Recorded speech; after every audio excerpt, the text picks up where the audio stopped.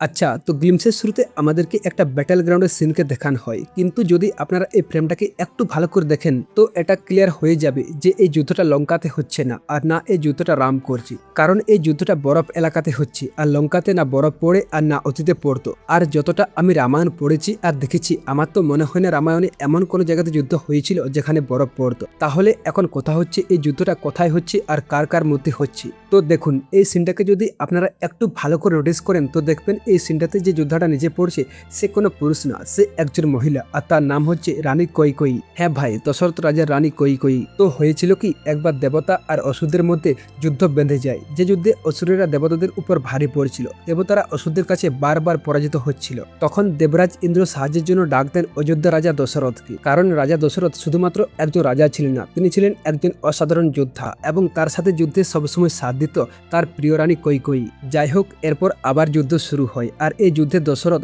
সামনে থেকে নেতৃত্ব দিচ্ছিল। কিন্তু হঠাৎ করে শত্রুদের আঘাতে দশরথের রথের চাকা ভেঙে যায় এবং শত্রুরা তাকে ঘিরে ফেলে। ঠিক তখনই কৈকেয়ী এগিয়ে আসে আর দশরথের জীবন বাঁচায়। এখন এই ঘটনার জন্য রাজা দশরথ তাকে দুটো বরদান দেয়, কিন্তু কৈকেয়ী সঙ্গে সঙ্গে কিছু চায় না। পরে সে বরগুলোকে ইউজ করে যখন দশরথ রামকে অযোধ্যা রাজা হিসেবে অভিষেক করার সিদ্ধান্ত নেন। কৈকেয়ীর বরগুলি হলো, তার ছেলে ভরতকে অযোধ্যা রাজা করতে হবে আর রামকে 14 বছরের জন্য বনবাসে পাঠাতে হবে। এখন যদি আমরা বাল্মীকি রামায়ণ অনুসারে দেখি তো সেখানে এই যুদ্ধের ব্যাপারে ডিটেলসে কিছু বলা নেই। বাল্মীকি রামায়ণের অযোধ্যাকাণ্ডে শুধু এটুকু বলা হয়েছে যে একবার রাজা দশরথ দেবতাদের হয়ে যুদ্ধ করেছিল, যেখানে রানী কৈকেয়ী তার জীবন বাঁচিয়েছিল, যার কারণে রাজা তাকে দুটো বরদান দেয়। কিন্তু যুদ্ধটা কোথায় হয়েছিল, কার সাথে হয়েছিল, কিভাবে কৈকেয়ী জীবন বাঁচিয়েছিল তার ব্যাপারে ডিটেলসে বেশি কিছু বলা হয়নি। তাহলে এখন কথা হচ্ছে নমিত মালহোত্রা এই ঘটনাটাকে এত হাইলাইট করছে কেন? তো দেখুন, এই যুদ্ধটা শুধুমাত্র একটা যুদ্ধ না, এটা পুরো রামায়ণের শুরু। বলা যেতে পারে রামায়ণ শুরুই হয় এই ঘটনাটা থেকে। কারণ এই যুদ্ধটা না হলে না দশরথ বিপদে পড়তো,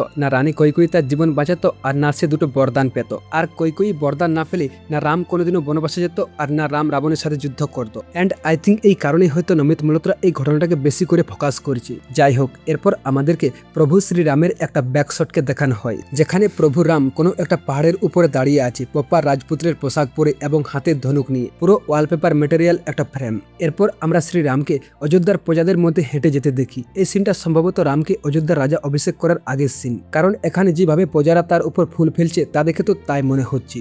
আর এরপর আমাদেরকে রণবীর কাপুরকে এসে রাম হিসেবে প্রথমবার তার পুরো লুকটাকে দেখানো হয়, এবং সত্যি বলতে কার কেমন লেগেছে জানি না, বাট রণবীর কাপুরকে রাম হিসেবে আমার তো বেশ ভালোই লেগেছে। হ্যাঁ, হয়তো লোক তাকে অনেক হেট করছে কারণ তার পাস্টের কিছু কন্ট্রোভার্সিয়াল কথাবার্তার জন্য, বাট দিন শেষে আমাদেরকে এটা বোঝা উচিত যে আমরা একজন মানুষ বা একজন অ্যাক্টরের কাছে থেকে ভগবানকে আশা করতে পারি না। এমনকি যাকে আমরা অজি রাম হিসেবে দেখি, যাকে দেখলে এখনো লোক পা ছুঁয়ে প্রণাম করে, সেও কিন্তু একসময় সিগারেট খেত। হ্যাঁ, অবশ্যই পরে সে কিছু কারণে এই সব কিছু ছেড়ে দেয়, বাট আমাদের এটা বোঝা উচিত যে তারাও একজন মানুষ আর তাদের কাজেই হচ্ছে অ্যাক্টিং করা।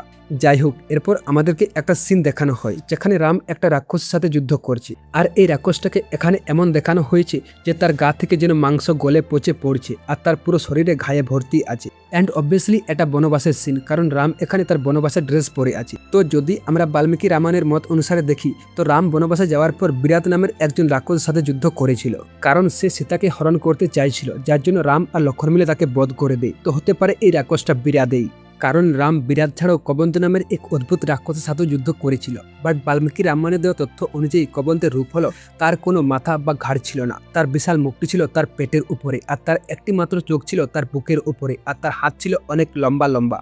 সো এখানে যে ডেমনটাকে দেখানো হয়েছে তার সাথে এর কোনো মিল নেই, তাই এখানে দেখানো রাক্ষসটা বিরাদেই হবে। বাকি বাল্মীকি রামায়ণের জ্ঞান যদি আপনাদের একটু দিই তো কবন্দ অনেক ইম্পর্টেন্ট একটা ক্যারেক্টার, কারণ কবন্দ রামকে রাস্তা দেখিয়েছিল হনুমানের কাছে যাওয়ার। বাল্মীকি রামায়ণ অনুযায়ী রাম যখন কবন্দকে হত্যা করে তখন কবন্দ রামকে অনুরোধ করে তাকে দাহ করার জন্য। এরপর রাম তাকে দাহ করতে সে তার দিব্যরূপ ফিরে পায়, এবং সে রামকে পরামর্শ দেয় যে ঋষিমুখ পর্বতে গিয়ে সুগ্রীবের সাথে বন্ধুত্ব করতে। তো মোটামুটি কবন্তের মাধ্যমে রাম জানতে পারে যে আগে গিয়ে হনুমান আর সুগ্রীব তার সহায়ক হতে চলেছে। এরপর কবন্তের দেওয়া পথ অনুসরণ করে এগিয়ে যেতে সবার প্রথমে রাম পম্পা সরোবরে মাতা সবরী এবং পরে ঋষিমুখ পর্বতে হনুমান আর সুগ্রীবের সাথে সাক্ষাৎ করে। আর তারপর কি কি হয় তা তো আমরা সবাই দেখেছি।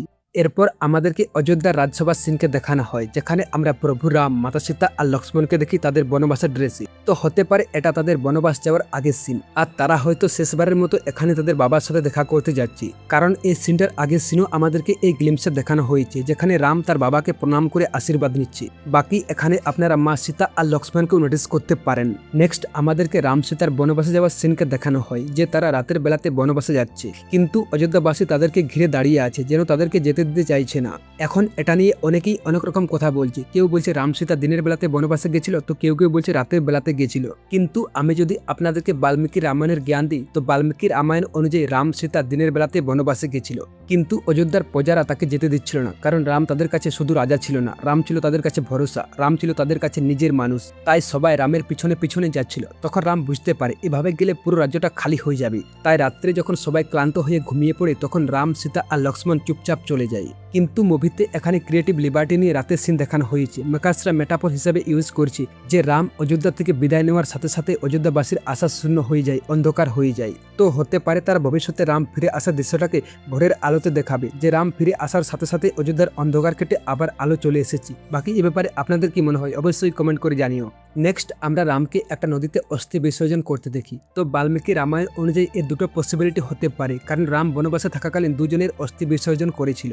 সবার প্রথমে ভরত যখন তার বাবা দশরথের মৃত্যুর খবর রামের কাছে নিয়ে যায়, তখন রাম প্রথমবার তার বাবার অস্থি বিসর্জন করেছিল মন্দাকিনী নদীতে, এবং দ্বিতীয়বার রাবণের সাথে যুদ্ধ করতে গিয়ে জটায়ু যখন মারা যায়, তখন রাম তারও অস্থি বিসর্জন করেছিল গোদাবরী নদীতে। তো এই সিনটা যে কোনো একটা হতে পারে, কিন্তু আমার মনে হয় এটা তার বাবার অস্থি বিসর্জনের সিনই হবে। এরপর আমরা রামকে আবার একটা রাক্ষসের সাথে যুদ্ধ করতে দেখি, কিন্তু এবারে রাম এখানে প্রপার রাজপুত্রের ড্রেস পরে আছে, মানে এটা বনবাসের সিন না। তো বাল্মীকি রামায়ণ অনুসারে রাম ছোটবেলায় তাড়কা নামের একটা রাক্ষসের সাথে যুদ্ধ করেছিল। তো তাড়কা ছিল একজন ভয়ঙ্কর রাক্ষসী। প্রথমে তো সে একজন সুন্দরী নারী ছিল, কিন্তু পরে অভিশাপের কারণে সে রাক্ষসীতে পরিণত হয়। বলা হয়ে থাকে তার নাকি 1000টা হাতির সমান শক্তি ছিল, আর সে ঋষি মুনিদের যজ্ঞকে নষ্ট করে বেড়াতো, যার কারণে বিশ্বামিত্র মুনি রামকে অনুরোধ করে তাকে বধ করার জন্য। রাম প্রথমে তো রাজি হয় না, কারণ সে একজন নারী ছিল। তখন বিশ্বামিত্র মুনি রামকে বুঝায় যে রাক্ষসদের কোনো জেন্ডার হয় না, আর ধর্মকে রক্ষা করার জন্য তোমাকে অন্যায়ের বিরুদ্ধে দাঁড়াতেই হবে। তখন রাম রাজি হয় আর তাকে বধ করে দেয়। তো এটা ছিল রামের জীবনের প্রথম রাক্ষস বধ, আর এই সিনটা এই যুদ্ধেরই অংশ।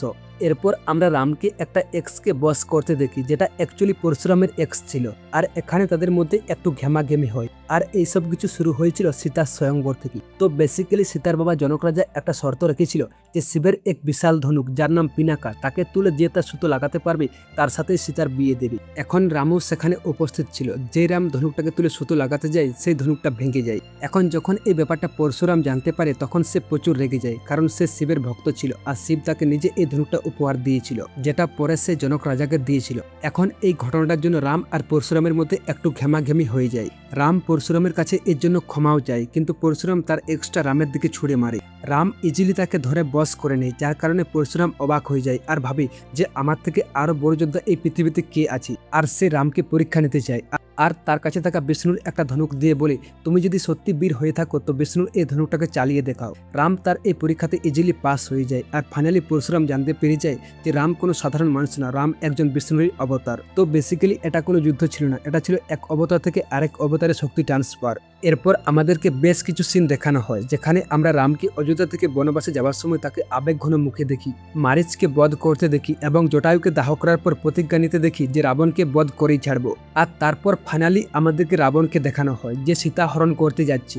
মেকার্সরা এখানে পিক ডিটেলিং দেখিয়েছে রাবণকে ব্ল্যাক কালার ড্রেস পরিয়ে, কারণ অ্যাকচুয়ালি যে রামায়ণ সিরিয়াল সেখানেও রাবণ সীতাকে বধ করতে যাওয়ার সময় ব্ল্যাক কালার ড্রেস পরেছিল, আর এছাড়াও ব্ল্যাক রিপ্রেজেন্ট করে ইভিলকে, আর রাবণ এখানে ইভিল, সো একদম পারফেক্ট। তো বন্ধুরা, এই ছিল রামা গ্লিম্পস ব্রেকডাউন। বাকি ভিডিওতে যদি আমি কিছু ভুল বলে থাকি তো সরি, কারণ আমাদের স্ক্রিপ্টার্স থেকে ইন্সপায়ার হওয়ার অধিকার আছে, কিন্তু আমাদের স্ক্রিপ্টার্সকে পরিবর্তন করার অধিকার নেই। বাকি এই ভিডিওটা আপনাদের কেমন লেগেছে অবশ্যই কমেন্ট করে জানিও। Thank you for watching.